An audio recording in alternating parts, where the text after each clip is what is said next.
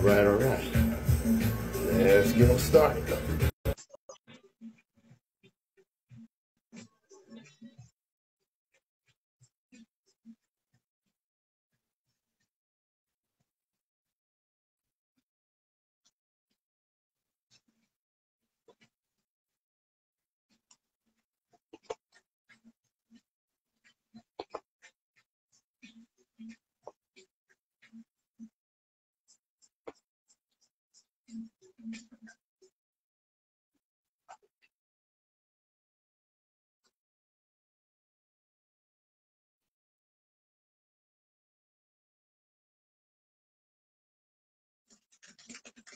What the hell?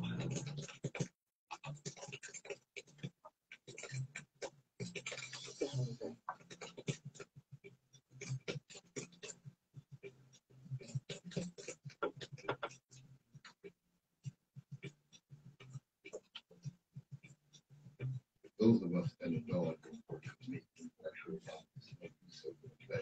Hey, Brother Bourne. we do so because change pressure.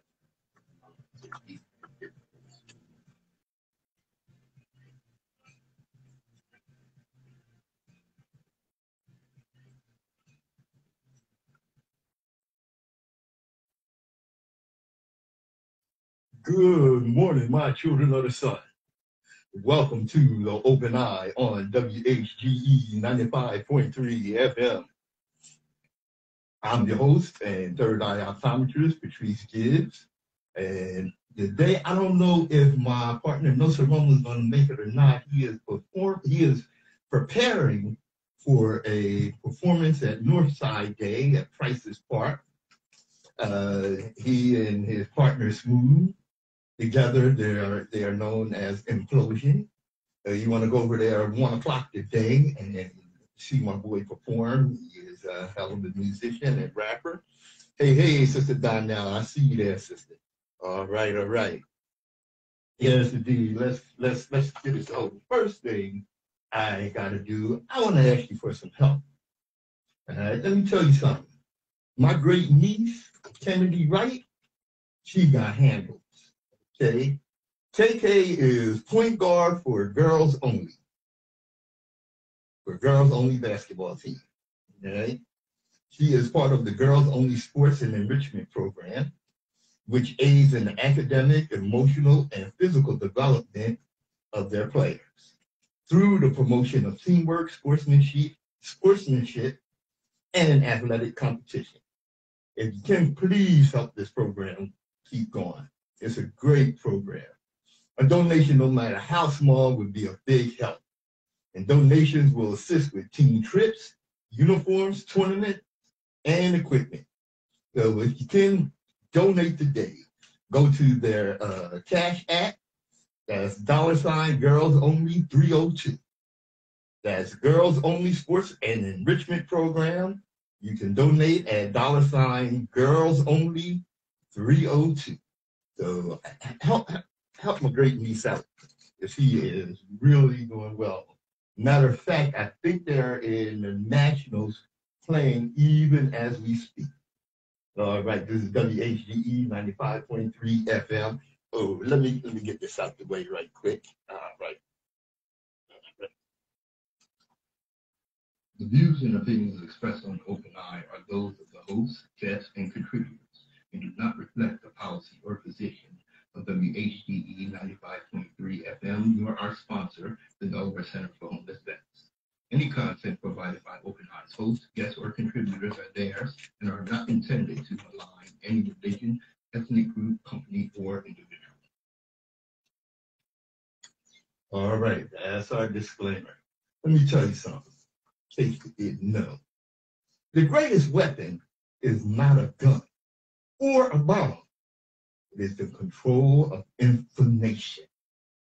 To control the world's information is to manipulate all the minds that consume it. That's why I do what I do, because we must control the information and propaganda that reaches our community. We must educate our community to remove the influence of the mainstream media. I mean, it affects everything. It affects everything. You know, look, for 500 years, the history of African people has been mainly interpreted by non-Africans who had their interests at heart. The story of Africa before the transatlantic slave trade is generally unknown. Okay? We know a little bit about Egypt. We may know something about the Songhai Empire, the Ghanaian Empire, the empires of Mali, and what have you. You know, but there's a whole lot of history in there that we don't get. And as we often teach, our history did not begin with slavery. Slavery interrupted our history. You need to understand that. Slavery is only one factor of African history, and it too is misunderstood. Because, you know, if you go along with the propaganda that America puts out, especially with what they're doing now, because, of course, what they're doing now is they're trying to erase our history. Okay, I forget what state it was in, I want to say Indiana. So this is just not in the South. You know, don't get that mixed about, you know, the bulk of racism is no, the bulk of racism is not in the South. I remember asking my beloved Uncle Richard, how far south you got to go to be South? He said, boy, you south of Canada, you South. Because this is a white supremacist nation. Now, we have those who will stand against that and what have you. But like I said, don't get it mixed. And look at, they're trying to whitewash the history even more so now than they have even in the past. For instance, they want to call slavery involuntary relocation. I know you heard me say it before. Involuntary relocation means your ass was kidnapped from where you were. You were involuntarily relocated. That means you were kidnapped. And that's what the transatlantic slave trade was all about, kidnapping Africans. Now this myth, of course, that Africans sold Africans into slavery. That is such a big misconception. And even some of our own so-called black people, bootlickers and tap dancers, feed into that crap. Because what you have to understand is, on the African continent, just like in Eurasia,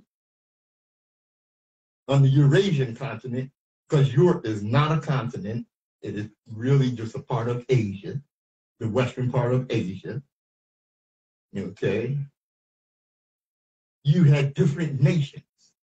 So on the African continent, you had different nations who warred with each other. And the demonic European came in and would prop one side up against the other, divide and conquer. And then those prisoners of war, the European would say, well, you know, we can take those off your hands and we'll give you thus and so for this and we'll promote trade with you. So they were selling prisoners of war, not slaves. And their understanding of slavery was far removed from the brutal, God, I can't even think of enough adjectives to tell you how bad slavery was, because as bad as you think it was a lot worse.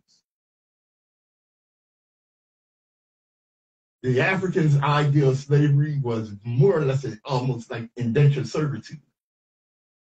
The Europeans' brand of slavery was chattel slavery, in which you were enslaved in perpetuity for generations. Means damn near forever. So we have to be aware. You know what? It's a series called the 365 series. And considering what they do in schools, because look, in school, here's the Black history that you get. It doesn't even start until after the Constitution, and then they just talk about, well, there was black people enslaved, Africans were enslaved, and it was a bad thing. Or they were involuntarily relocated, as they want to say now. They were involuntary immigrants. And then after that, Lincoln freed the slaves. It doesn't give you any context of how Lincoln freed the slaves or how he really felt about that. Because for decades after the Civil War, our people were taught that Lincoln signed the Emancipation Proclamation and freed the slaves. You know, they even had statues of Lincoln. And that it's still around where, you know, Lincoln is standing up and there's a black man with broken chains kneeling at his side and Lincoln's hand is on his head like he's a goddamn pet or something. Lincoln was just as much a white supremacist as his racist, nasty-ass, demonic Vice President Andrew Johnson. Because Lincoln said if he could free the slaves, if he could preserve the Union without freeing the slaves, he would. If he had to do it, free the slaves, he would. It was only because the South was kicking the North's ass that he really freed the slaves and drafted them into the Union forces. So don't get it mixed. It's Patrice, Gibbs, it's the open eye, and we'll move on to something. One of my favorite movies is The Godfather. In that movie, of course, the brilliant actor Marlon Brando portrayed Vito Genovese. And of course, Brando was an Oscar winner and all that before he even did The Godfather. But something else you don't hear about Marlon Brando. For what it's worth, the late Geronimo Gijaga Pratt, defense minister for the Black Panther Party, once said Marlon Brando was the best friend the Black Panther Party ever had. He joined their struggles, paid their legal fees, visited Panthers in prison. This is more than some black people did. Damn. And he did it all quietly without any fanfare. Big ups, Marlon. Big ups. We appreciate you. Yes, sir. Now, another thing, and you may have heard me tell some of this story before, is the truth about Uncle Tom. And I have to catch myself about calling sellout black people Uncle Tom.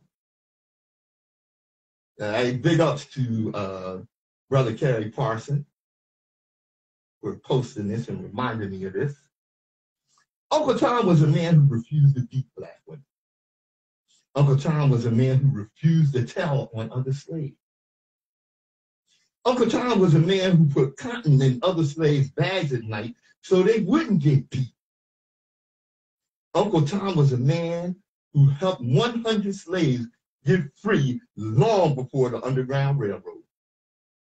Uncle Tom was a man that once free established the first laborers' school for other fugitive slaves. His name was Joshua Henson. Joshua Henson was an author, abolitionist, and minister. Born into slavery in Port Tobacco, Charles County, Maryland, he escaped to upper Canada in 1830 and founded a settlement and laborers' school for other fugitive slaves at Dawn near Dresden in Kent County, Upper Canada of British Canada. So stop calling these sellout Uncle Toms. That's a compliment. Okay? If you never read Harriet Beecher Stowe's Uncle Tom's Cabin, read it. Because in the book, it was Sambo that was the sellout, who would do anything for his master's approval. Rest in power, Josiah Henson. We salute you, brother. All right. Let's get a little music break here. Oh, wait a minute. I'm with you. Don't you worry about it. Okay. Right here. Give you a little break here. Yeah. So we can regroup and move on to some other topics. WHGE 95.3, the open eye, with your third eye optometrist, Patrice Gibbs.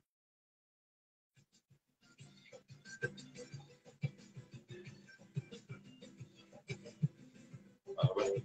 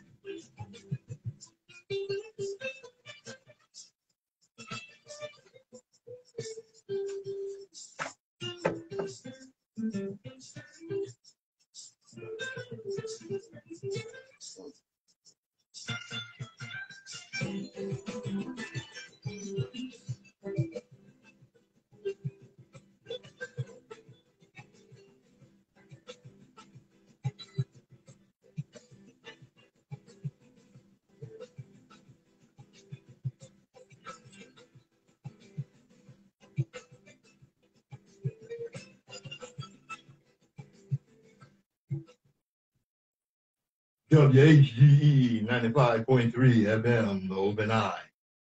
Yes, indeed. You know, my first experience to poetry was actually my father, who was an extraordinary poet. And one of the things that hurts my heart is that I don't have any of his poems. You know, they got lost in the shuffle and moving, and sold his house, and lost some of his things. One of the things my father used to do for his children was, for your birthday, he wrote you a poem. You know, big ups, Pop. My father's name is John Charles Gibbs. Miss you so much, Dad. That was, like I said, he was my first exposure to poetry.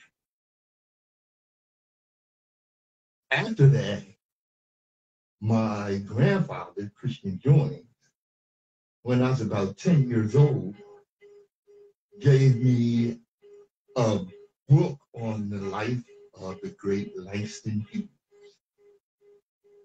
And Langston Hughes said, I had never known the police of any country is showing interest in lyric poetry as such. But when poems stop talking about the moon and begin to mention poverty, trade unions, color lines, and colonies, somebody tells the police. Yeah. You know, it's something. This white guy said,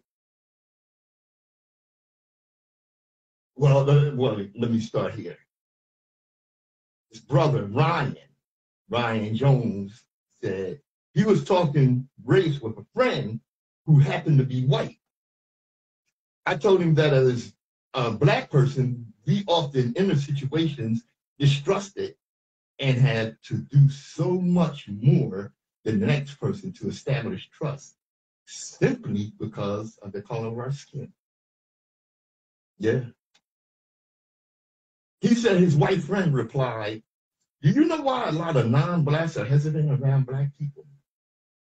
Because if they were you, they would have burned this nation down by now. And they don't know if the day is the day you'll decide to do it. First time I was speechless in my adult life. Well, Langston Hughes wrote a poem about that long before these gentlemen had that conversation. The poem was called Warning.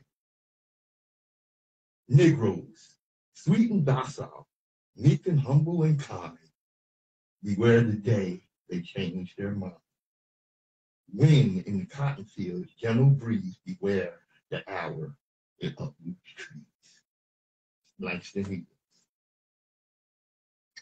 WHGE 95.3 FM. Patrice Gibbs, the third eye optometrist.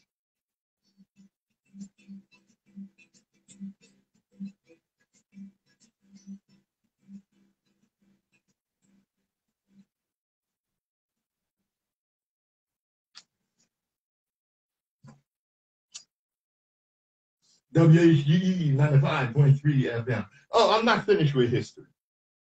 No, I'm not finished with it. Wait a minute. We're going to get on to some other things. We got time. I was kind of on time today. Have you ever heard of Thomas Alexander Dumas? Okay. Thomas Alexander Dumas was a mulatto, which means he was mixed race. We don't use that term anymore. He was a mulatto in the French colony of Saint-Domingue. He joined the French army as a private and rose to the rank of general during the French Revolution. Okay? He was the son of lesser French nobleman Alexandre Antoine David Marquis de la Paleterie and a black slave woman. Don't worry about remembering his name. I know I had some mispronunciations in here. We're talking about his son, Thomas Alexander Dumas, who was born on the island of Saint-Domingue in 1762. His father returned to France, followed by his son. As Dumas grew into manhood, he moved to Paris, enjoying life with the financial support of his father, which was not unusual for the French and the Spanish. Okay? His father soon married his second wife, and he suspended payments to his son. Without income, Thomas Alexander Dumas decided to join the French army in 1786. At the request of his father, he enlisted under his mother's name, Marie Dumas, in order to preserve the family's reputation. You know what that means, that, his father didn't want everybody to know that he had a black son. Dumas became a devout Republican serving in an all-black unit known as La Légion Américaine. This dedication helped him being catapulted from the rank of corporal to that of general of a division in less than 2 years. That speaks volumes to his brilliance as a military man. But his relationship with Napoleon Bonaparte, under whom he served in the Italian campaign, was ambivalent. Napoleon admired Dumas' bravery and appreciated his military expertise, but the general's hot temper and his low opinion of Bonaparte got Dumas into some quarrels with his commander. Despite his skepticism about the purpose of the campaign, Dumas followed Napoleon to Egypt in 1798. Right? He's very well known for his military successes and what have you. All right. Aware of his declining relationship with Napoleon and in poor health, Dumas left Egypt. He was shipwrecked off the Italian port of Taranto, where he was made a prisoner of war by the Neapolitans, those of Naples. Okay, after he was finally released in 1801, Dumas sailed home, having lost all his possessions. He spent his last years recovering from his time as a prisoner. Once and again, he offered his service to Napoleon. I don't know why, but waited in vain to be restored to active duty. Only the birth of his son in 1802, who would later become one of the most famous French writers, brought joy and hope into Dumas' life. He died in 1806 at the young age of 44. And I wanted to give you some background on him because of his son. Okay? How many of you have seen The Three Musketeers or The Count of Monte Cristo? These books were written by Alexander Dumas, the son of Thomas Alexander Dumas. Okay? And this guy was a brilliant writer. And even though during those times, critics kind of panned his books because they knew that the exploits of the Three Musketeers and the Count of Monte Cristo were based on Alexander Dumas' father, Thomas Alexander Dumas, a black man. So those of you that, enjoy watching The Three Musketeers know that D'Artagnan was based on Thomas Alexander Dumas, and in the movie should probably be black. Okay? Just a little black history that we are very often blocked from even knowing about. It's just, geez Louise, it's just something else that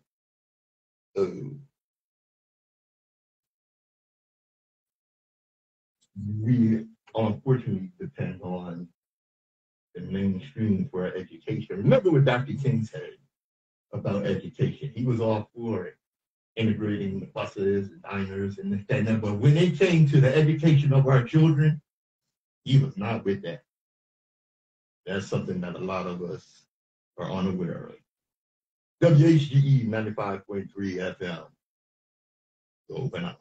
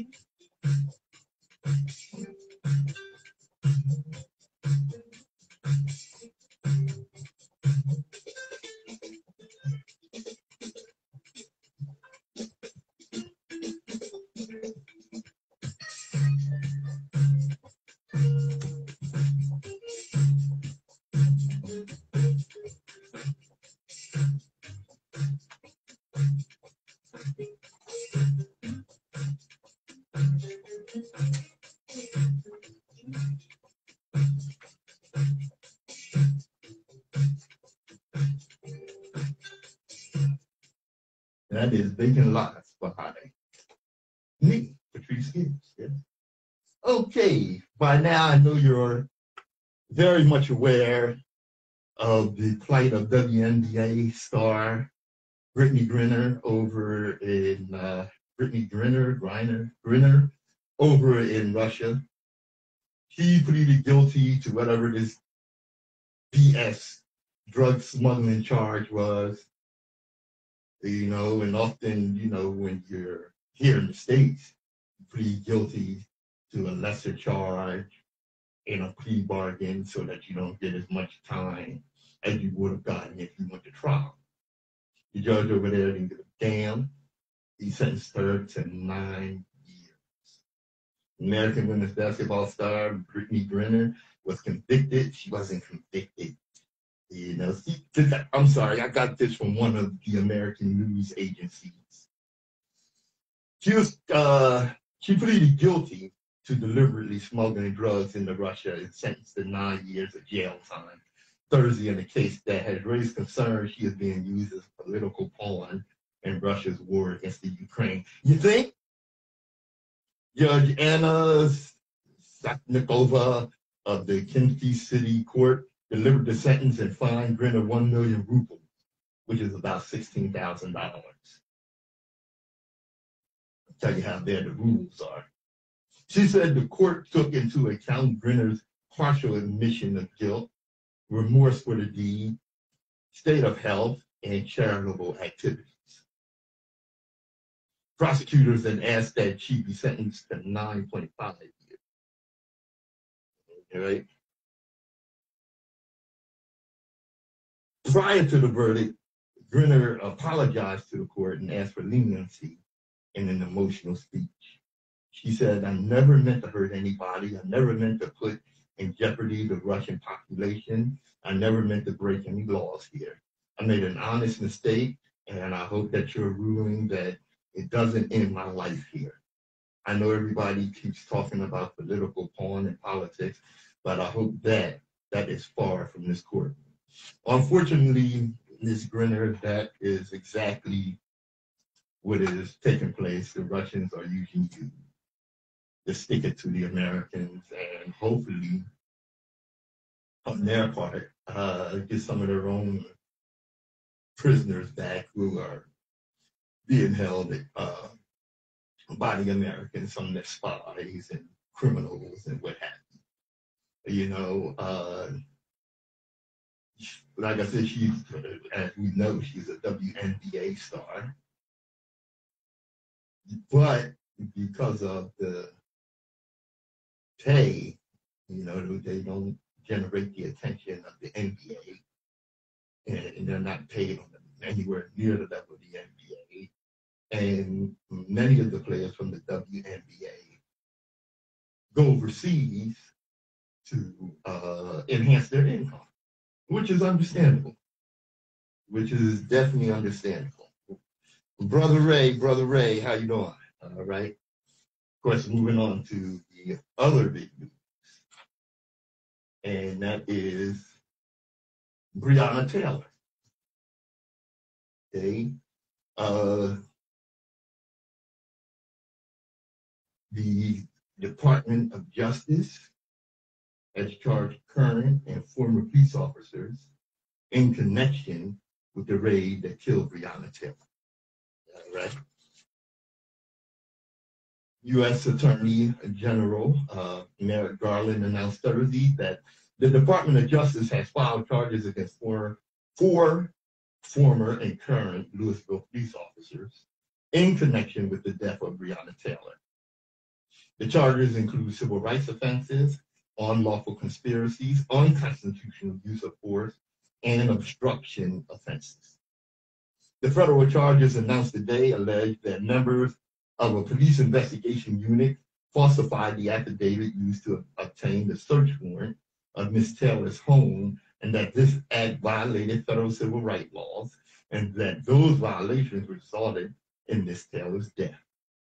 Garland stated in a news conference. The federal charges against Detective Joshua James, former Louisville Detective Kelly Godlett, and Sergeant Kyle Meany alleged they violated Taylor's Fourth Amendment rights when they sought a warrant to search Taylor's home while knowing they lacked probable cause, and that they knew that affidavits supporting the warrant contained false and misleading information and omitted other material information resulting in her death.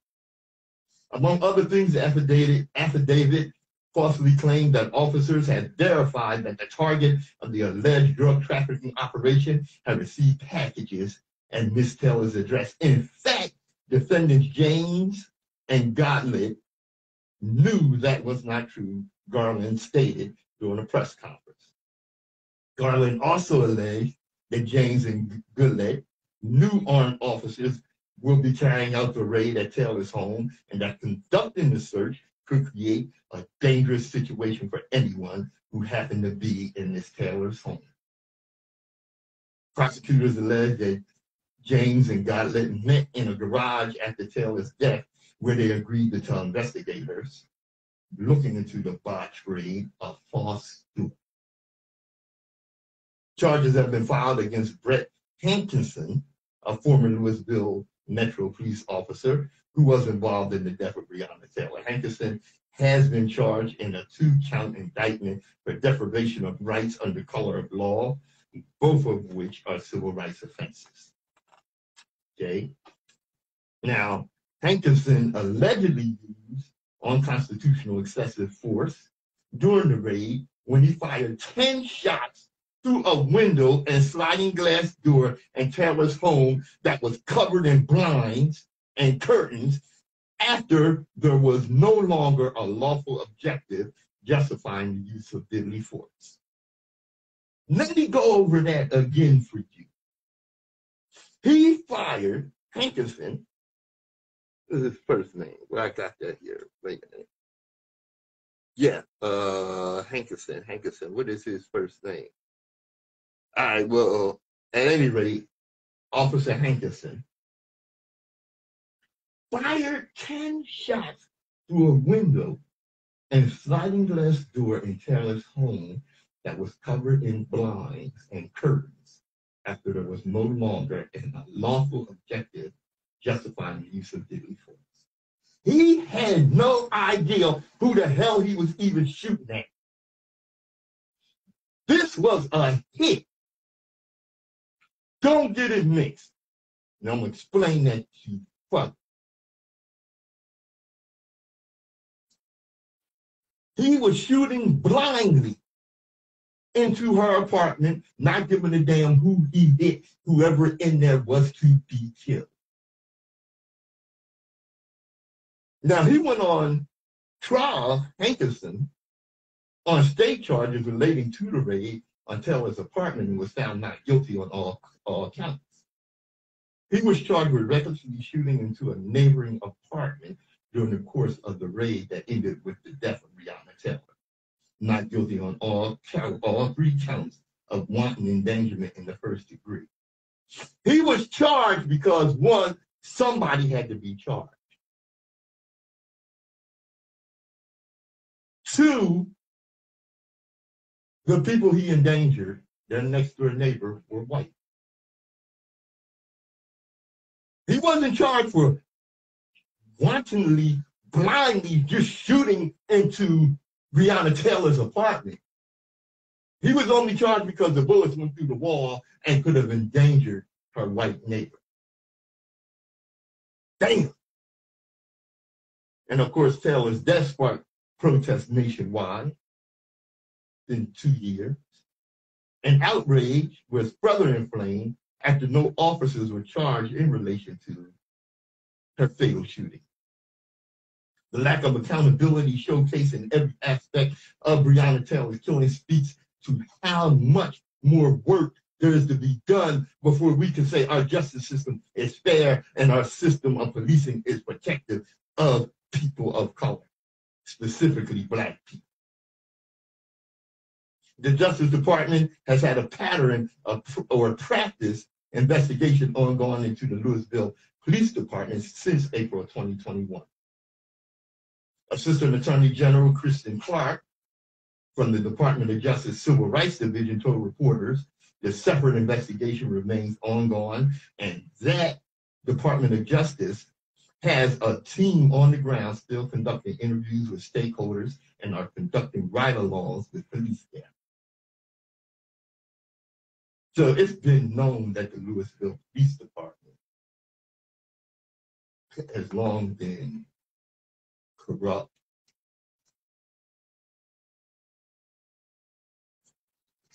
racially bigoted, and oppressive of Black people. Taylor's mother, Tamika Palmer, told reporters today's overdue, but it still hurts, saying these charges show the officers should not have been there. Breonna did not deserve that, she added. Louisville Mayor Greg Fisher said in a statement that the indictments are a critical step forward in achieving justice for Taylor and praised the federal government for pursuing this case. Okay.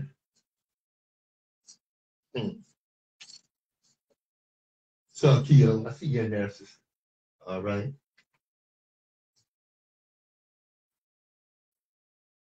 Breonna Taylor was an award-winning EMT and model citizen.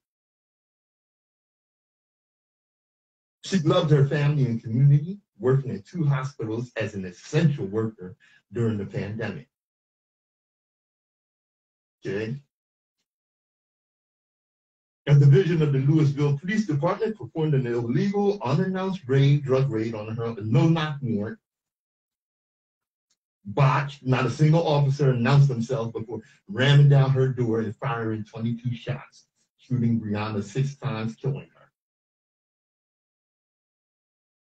Police were dressed in plain clothes when they knocked on Breonna's door. When they knocked Breonna's door down in the middle of the night, Kenneth Walker, her boyfriend, fired a single shot, believing that someone had broken in. In response, the officers fired multiple rounds,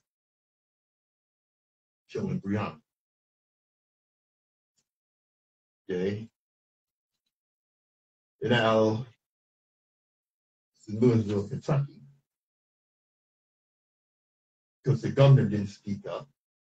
The Attorney General, Daniel Cameron, would not press charges. This is a black man, by the way, a black Republican. Can you spell goddamn Samba? Yeah, that's it.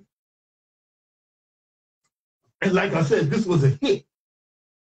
Because what was really behind these false allegations that they lied, that the police lied about to get a warrant to go and murder Breonna Taylor. I'm going to tell you what was behind it. It was the result of a Louisville Police Department operation to clear out a block in western Louisville that was part of a major gentrification makeover. They wanted to clear that area. They wanted her out of that apartment in support of developers and gentrification. Can you imagine that?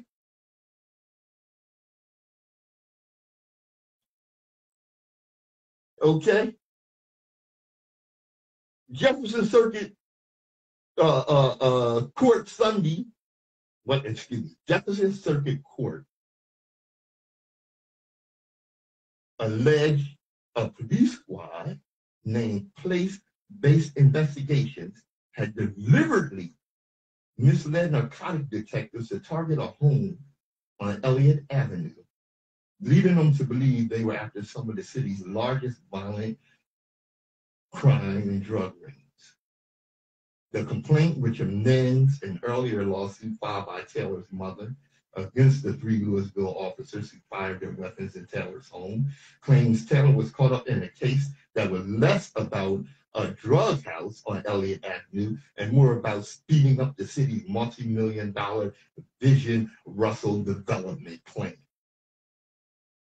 The execution of this search warrant robbed Breonna of her life and Tamika Palmer of her daughter. Its execution exhibited outrageous recklessness, willful, wanton, unprecedented, and unlawful conduct.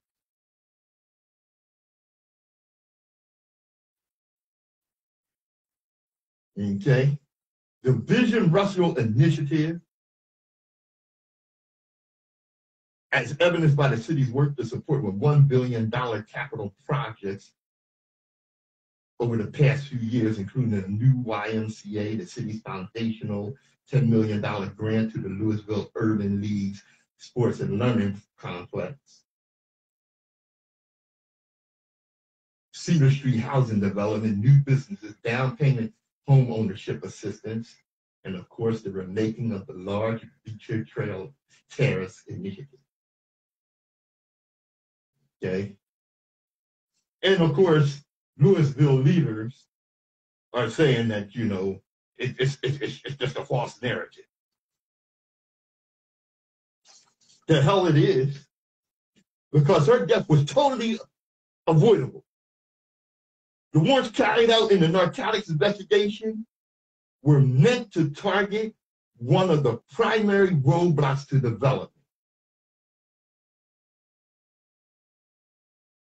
A man named Jamarcus Glover, according to the complaint.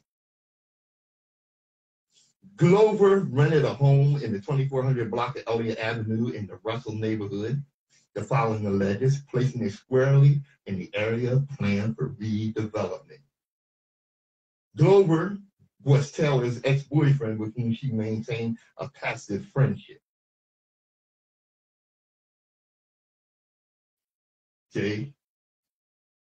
Basically what this comes down to, and yeah, and don't forget they lied and said that the the U.S. Postal Inspector, that they claimed that he informed them that USPS packages were being delivered to a known drug house. Okay, a U.S. Postal Inspector in Louisville, however, told the news that they didn't use his office to verify that Glover was receiving packages at Taylor's apartment, and that a different agency had asked in January to look into whether Taylor's home was receiving suspicious mail. The U.S. Postal Inspector concluded it wasn't. So they fixed up this lie to get this search warrant approved. All right? The connection to Glover that led to Taylor's apartment is nefarious. Her home should never have had police there in the first place. When the layers are peeled back, the origin of Breonna's home being raided by police starts with a political need to clear out a street for a large real estate development project and finishes with a newly formed road police unit violating all levels of policy, protocol, and policing standards. Breonna's death was the culmination of radical politics and police misconduct. Systemically violent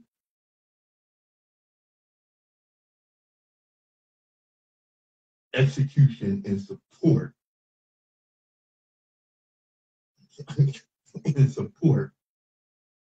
of greedy developers. This is the kind of crap that we're putting up with. And of course, you know, they don't want that story out there. They don't want that story out there at all. That this was the actual reason for the murder of Breonna Taylor. Yeah. You heard it right here on the Open Eye on WHGE 95.3 FM. I'm Patrice Gibbs.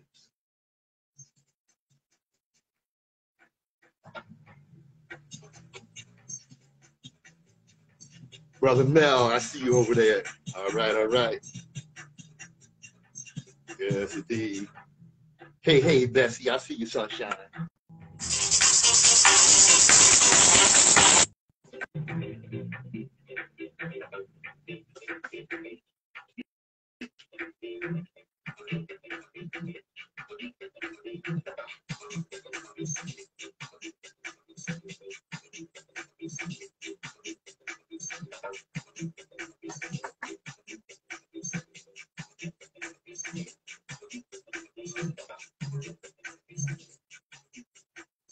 WHGE 95.3 FM, the Open Eye, with your host, Patrice Gibbs. All right. You know, one of the things that we as Black people have a hard time dealing with is our mental health. Okay? How many times have we heard someone having a mental breakdown? And we, unfortunately, as Black people, especially when that mental breakdown involves some level of violence and what have you, and we call the cops to address them. That has been a big mistake on our part. Because what often happens is the cops show up and murder the person in distress. I can remember right here in Wilmington years ago, pretty sure it was over South Bridge, a young brother having a mental breakdown, threatening to kill himself. To solve the problem, the cops shot him. This man is threatening suicide. They didn't try to save his life. Oh, he's got a gun, he's dangerous, he's waving it around. He was threatening to hurt himself. So to solve the situation, they shot him and killed him. And of course, America has a long history of racism when it comes to our mental health. How crazy is this? During slavery, I forget the nut's name that came up with this drapetomania, okay? Drapetomania is what was diagnosed by this racist creed as a mental illness that Black people who had the ideal to be free, that this was a mental illness that caused them to run away from slavery. They were mentally ill, and it was called drapetomania. People of color and all those whose lives have been marginalized by those in power experience life differently from those whose lives have not been that. They experience overt racism, bigotry far too often, which leads to a mental health burden that is deeper than what others probably face. Racism is a mental health issue because racism causes trauma. Excuse me. And trauma paints a direct line to mental illness. Types of racism. Researchers have identified different types of racism. Racism, a broad term describing the combination of race-based prejudice and power. Without power differential, one person, group, institution has more power than another. Racism is just prejudice and carries less weight and fewer consequences. Systemic structural racism. Systemic structural racism has three components: history, culture, and institutions, policy. Historical racism provides the framework for current racism. Any structure built on a foundation of racism will be a racist structure. Culture, which is ever present in our day-to-day lives, is what allows racism to be accepted, normalized, and perpetrated. Institutions and policies make up the fundamental relationships and rules across society, which reinforces racism and gives it societal legitimacy, which makes it so hard to dismantle. Interpersonal racism. Racism that happens between individual people when individuals' beliefs and prejudice become actions toward others. Notably, Karens. Institutional racism occurs within and between institutions.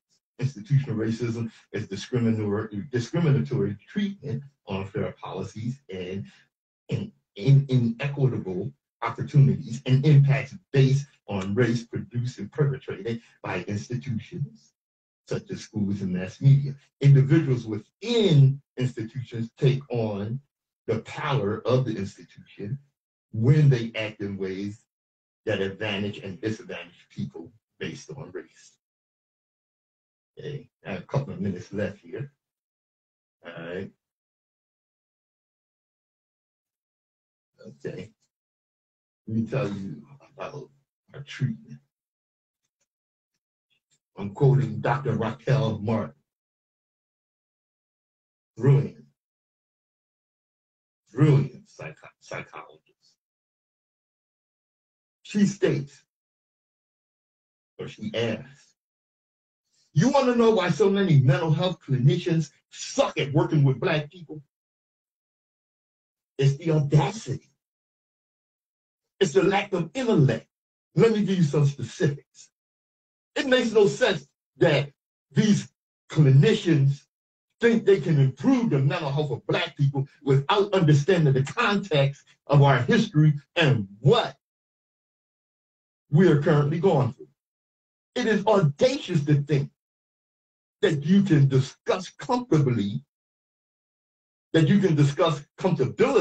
and stressors and imposter syndrome in the workplace without discussing tone policing.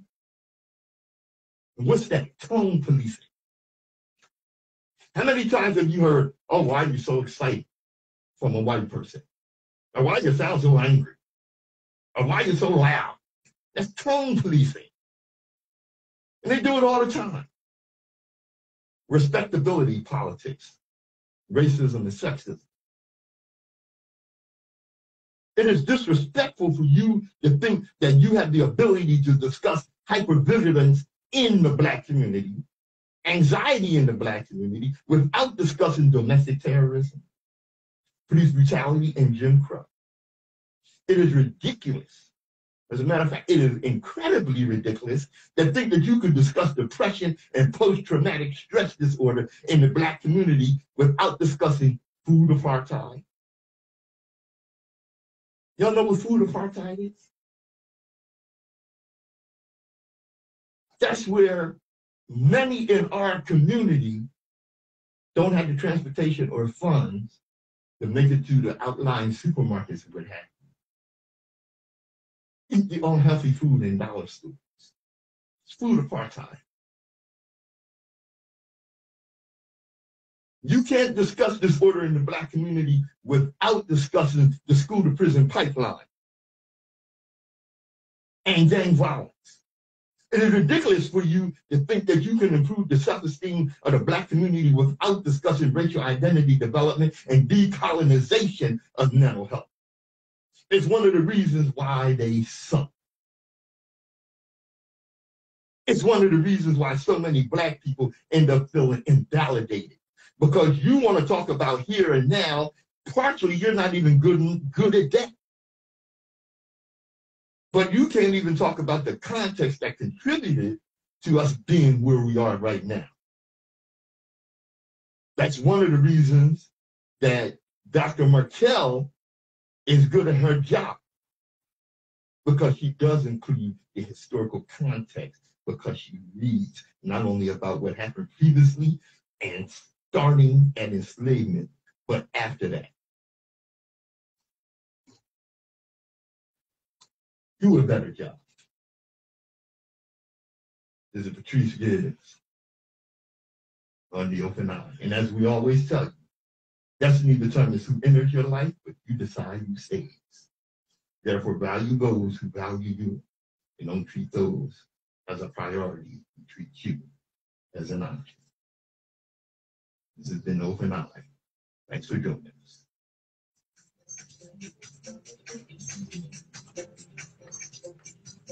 All right. Thank you for tuning in, everyone. And Brother Jakeem, I will be in touch. Thanks for joining us on Open Eye.